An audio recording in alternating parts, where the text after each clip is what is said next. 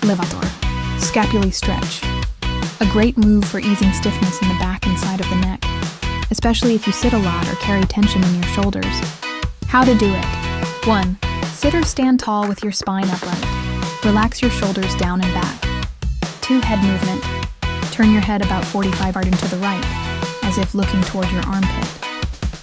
From there, gently tuck your chin down toward your chest, armpit. You should feel the stretch along the back and side of your neck into your shoulder blade. So optional assistance. Place your right hand lightly on the back of your head to gently guide the stretch. Don't push forcefully. Your left arm can hang at your side, or hold onto the edge of a chair to stabilize your shoulder. 4. Hold. Stay in this position for 20 to 30 seconds while breathing slowly. Return to neutral. 5. Switch sides.